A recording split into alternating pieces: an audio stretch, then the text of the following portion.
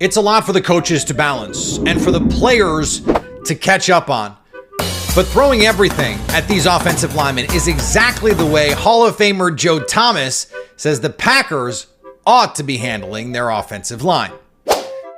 David Bakhtiari said something once that I thought was, I mean, he's probably not the first person to ever think of this, but I remember him saying, he's got to block the edge in front of him 40, 45 times a game, and he has to win that block 45 times. All the defender has to do is win it once, and it can win you the game.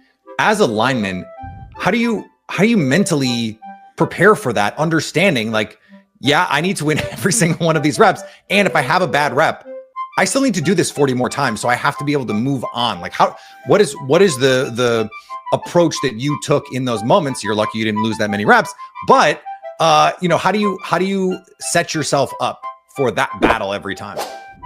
Well, it's a mindset that you just have to grow into as an offensive lineman, and it's an identity that you have to assume. And there's an old thing in offensive line groups called the mushroom club, right? And because everybody knows how you grow mushrooms, you throw them in a dark room, you throw poop on them, and then all of a sudden you open the door like 2 weeks later and you got these beautiful mushrooms. And, that's kind of the identity that you want as an offensive lineman. We call ourselves part of the mushroom club because you're never going to get any credit. All anybody's going to do is shove you in a dark room and throw crap on you, and then they're going to expect great things. But I think that's one of the reasons why offensive linemen have always been the tightest groups of any team that I've ever been on, is because you are all sharing in your suffering of not being big name celebrities. And the only reason anybody knows you is when you screw up. And so that constant stress and pressure of being perfect every single play is something that no other position has to deal with.